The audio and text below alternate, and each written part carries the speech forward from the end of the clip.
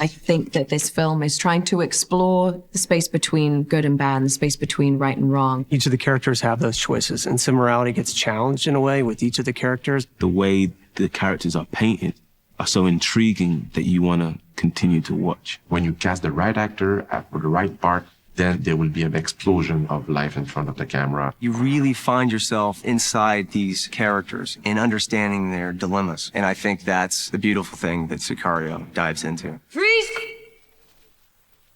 Kate Mesa, she's an FBI agent. She also runs a hostage rescue team. She's really the moral compass of the film, and she likes to do things in the right way. She does things by the book. Kate Mesa witnessed slowly that the violence coming from the south is growing and coming closer to her hometown. She feels that she has less and less power against that violence. And that this character that's starting to doubt about her own ways of doing things. Where Kate is fighting with American morality and American rules of justice.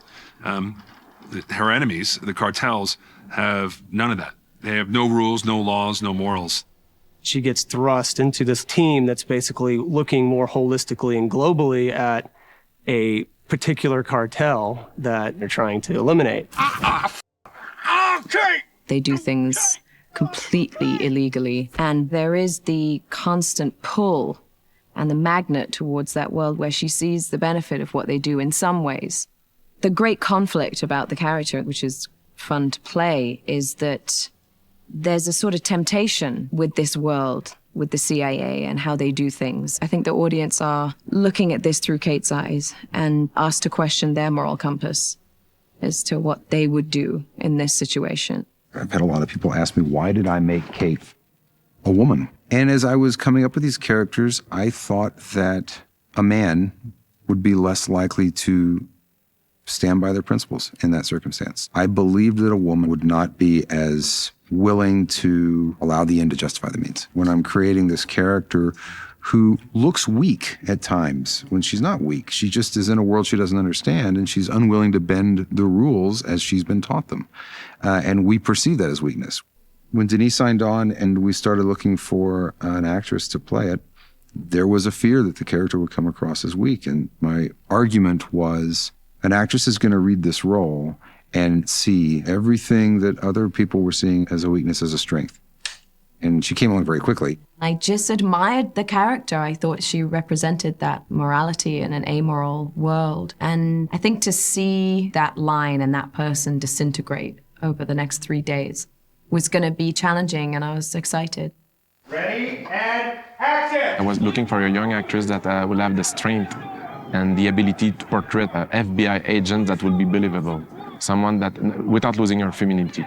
And I knew that Emily, she had that inner strength that I was looking for. It's also a very tough part because as the witness of this operation, she has to do a lot of things in her eyes without saying things. She has to make the audience understand the path of her character. And Emily is a very precise and subtle actress.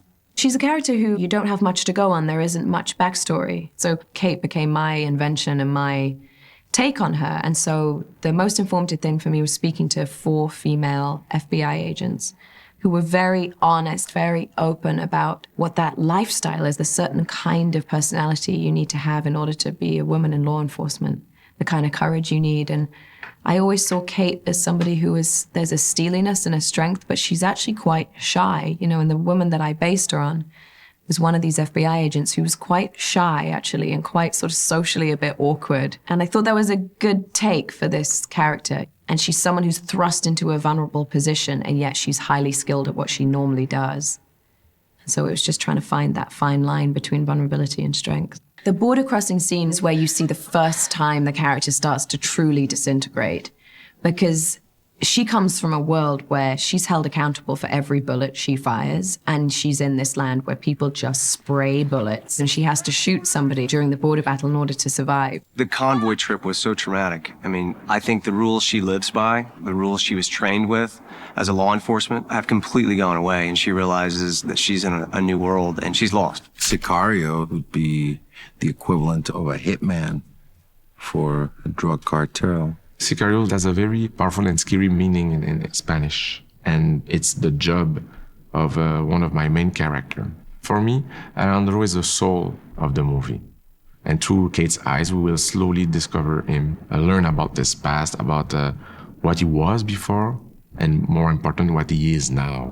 My character, Alejandro, used to be a prosecutor, and his family was killed in the drug wars, and he's become sort of an assassin against the drug lords, especially the ones that had something to do with the killing of his family. There's a sadness about him, and you realize what a great loss he's suffered, and therefore what's driving his need for revenge. I think he's someone who lost his soul, is someone that is the result of a tremendous amount of violence, and is someone that is a ghost. He's the consequence of the same innocence that Kate possesses. People think that his connection to Kate is because she reminds him of his daughter or his wife, but what she really reminds him of is himself when he was young and idealistic. And his attempt to educate her is to prevent her from becoming what he's become. It's tough to say whether he's a good guy or a bad guy. Denis and myself were like playing with that as much as we can. I knew that I would need an actor that will bring the necessary soul to this part. Alejandro is not a very talkative character, and Benicio, without saying nothing, just by his presence, by just the way he moves in the screen, brings a lot of tension. I'm gonna step out.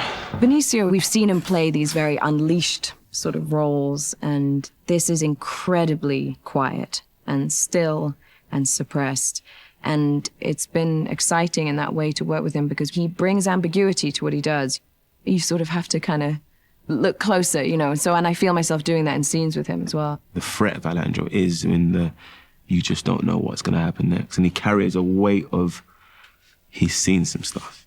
He's a real film actor in that same sense that I would have said about Robert Mitchum. They don't do a lot, but it's there. There's a sort of depth within that face without having to make big gestures. It's so much stronger when it's minimal, really.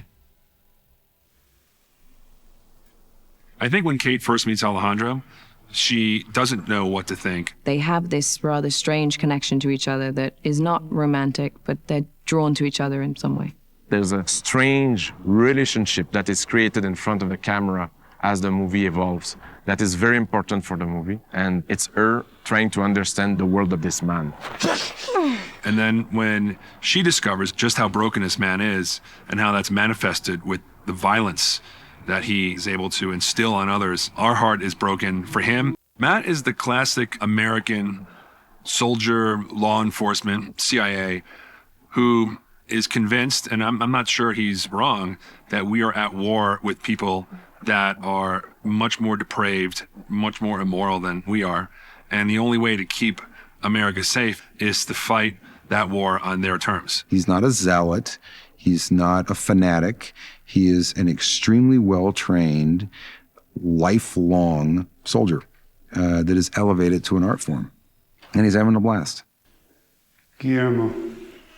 When we all started talking about who could pull this off and really, elevate this role, but also bring something to the ensemble with Alejandro and Kate, Josh Brolin was a name that we all flipped for. I had problems with the character. You wonder why he's in charge because he comes off as a little goofy the way it reads, and that's part of what I didn't understand because the seriousness of the story, I wanted there to still be a real connection. And to me, it was like, look, he cares deeply.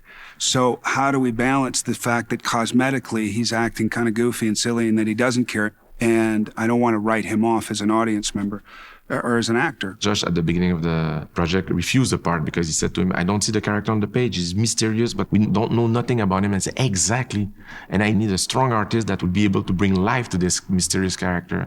I need someone that will bring colors, that will bring humanity, that will bring layers to this character. So then once we got here and started getting into it, and once we were around the real guys, the real Delta guys, it made it a lot easier to kind of find a hook, for lack of a better word. Getting together with military people and you start asking questions and you go out and you feed them Jack Daniels and you do things that kind of loosen people up and then they start revealing things that they wouldn't normally reveal. And then you see, There's something how you hold your hands, or there's something about what you just said. You're experimenting all the time. You feel like a scientist in a lab. You're like, what if I add that? And what if I add that? Talking to these real Delta guys. And the truth of the matter is they have to use this agency in order to viably commit the acts that they're committing.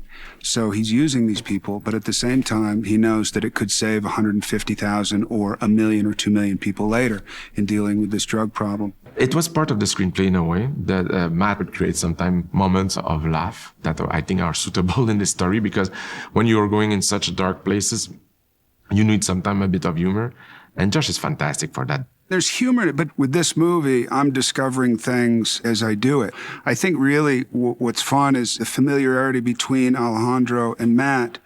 They're total opposites. They're in the same business. They're helping each other out. Alejandro's totally laconic. I can't stop talking, which makes perfect sense. It's that kind of opposition that makes it fun.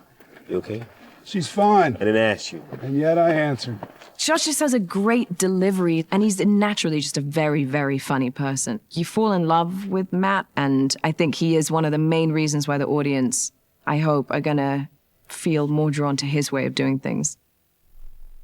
It was, a lot of us getting together and like pulling it apart and questioning it and putting it back together. We are all actors who have an opinion and have suggestions of how to finesse something or change something, like elevate a scene. And so it's been an incredibly collaborative experience. And I love Denis. He has the courage to allow you to go there and make those kind of changes. At the end of the day, my job is to bring them together. And I must say, as a filmmaker, it was a treat for me to work with Emily Blunt, Benicio Del Toro, and Josh Brolin. They were my muses. I'm very proud of what they did. I was born as a filmmaker, traveling around the world. I've seen a lot. The more I've been in contact with people from other culture, the more I felt that the world was complex and there was no black and white. Hey, Mark. Cinema is a fantastic tool to explore that complexity, to try to understand what's happening. Sicario was an exploration of that complexity. When I read Sicario for the first time, I thought that it was one of the strongest and most powerful screenplays I ever read. It's a visual art, and it begins and ends with the photography and him making his own interpretation of the scenes. And then you just have layers upon layers upon layers of interpretation that magnify the effect. Sicario is a journey through darkness and through the darkest side of human beings, about how far should we go as a society to protect ourselves. You know what the beauty is of you being so beat to a pulp? Is no one's gonna notice a few more scratches. I would love the audience to feel that what they are seeing in the screen feels as real as possible. That's the way I will approach location. That's the way I will approach violence. That's the way I will approach action as well. I want to create cinematic moments that will have a freshness to it. There's, of course, our sequences in the movie that will be beautiful and strong challenges. As a filmmaker, it's going to be exciting and, in the same time, I think, deeply stressful. The visuals, they're not just kind of designed overnight. I like to start off with a general conversation about a script, with a director, and then Denis will get a lot of images from all sorts of different places. So I started doing a collage of every set or every mood or ideas for some of the scenes. The drug war is well documented. There's some really gritty, disgusting stuff that happens over there. Patrice Vermette and René April, my costume designer and production designer, they are making massive research for Sicario, like if we were doing a documentary. When we would draw visual reference from photographs or from Patrice's work, certain things that really hit the mood of the film were very influential. In this case, I brought a lot of work by Alex Webb. Alex Webb had actually shot a whole series of pictures about this subject in Mexico and on the border in the 80s. I thought his sense of composition and use of color is pretty amazing. Roger brought in the idea of Alex Webb and the way that the light works on the character and the colors. There's like light and then there's darkness. It's kind of like watching a photograph develop in the chemical bath as you start to see the mood of the film emerge through that process. Denis' films are a constantly evolving animal. And the storyboards are only a piece of the puzzle. We wanted to introduce Kate in some kind of graphic way and introduce what's happening. So we had storyboarded that, and there was very specific shots for that whole sequence inside the SWAT vehicle. And so with Kate's character, you begin with that very first scene with just her eye. And there's immediately a contrast between light and dark. And that was a moment that I could see a twinkle in Denis' eye as the film was really started to come into focus for him. Denis wanted this sense of the light. And there's no way you could do it in the real SWAT vehicle. So Patrice built a kind of very rudimentary box set, because basically you don't see anything of the inside anyway, so it's just a wooden shape. And we put it on a turntable, and I had a lamp on a crane, so you could manipulate it to get those kind of shafts of light coming through the window. They're completely unreal, but it's just part of that introduction of the character and the, expressive way of getting that light in the dark. It's metaphorical for what's our perception of what's good and not. For Sicario, the idea was to be as authentic as possible, to feel that we are very, very close to reality. And with Roger Deakins and Patrice Vermette, my production designer and cinematographer, we aim for that kind of authenticity. We looked at where the actual action takes place with Roger and Denis and the producers. And then we looked around New Mexico, Albuquerque area to see if it was a possible match. For Sicario, we choose to shoot in New Mexico. I need landscapes that will have a relationship with the horizon. I want the characters to be lost in emptiness, and landscapes that will be almost a character in the film.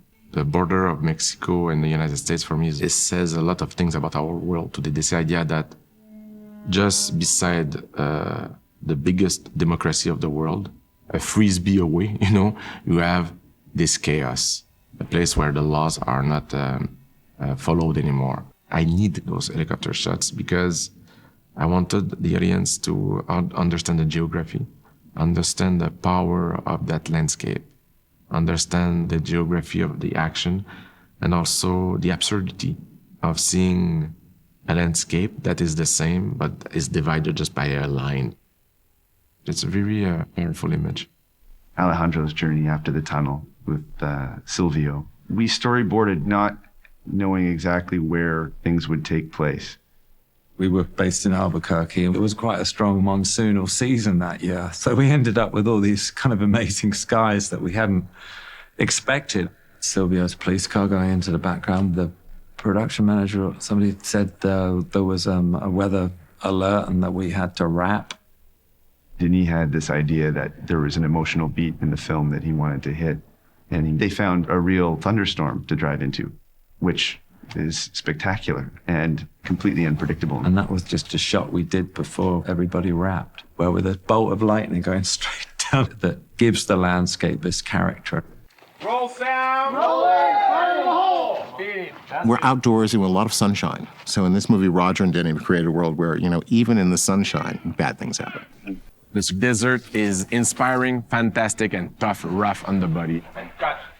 Everybody are tired right now. I'm very tired right now because we spent days on harsh conditions with the light is very raw. I said to Roger, how can we find a way to embrace it instead of fighting it? The brutality of that sun, and bring our characters like silhouette, this harsh sun, and then Roger totally agree and love the idea. You're actually dealing with the real world, a real subject. I try and create a kind of naturalism so you feel you're in the real world in some way, even when it's stylized. I think you really want the audience to connect with it in the sense that, it feels like that is something that could and is happening. I like the idea that we will do a movie with a lot of contrast and this idea of going in the total opposite direction and that the night will be deep dark. Like you'll need almost a knife to see in the night. We embrace that contrast. The tunnel sequence had a distinct set of challenges to it because it was from dusk to night. As you got into the tunnel more deeply, I think it really became a transition of just light to dark. It was pitch black. Even when we was at the Arroyo, it was in the outside of the tunnels, we were shooting in darkness.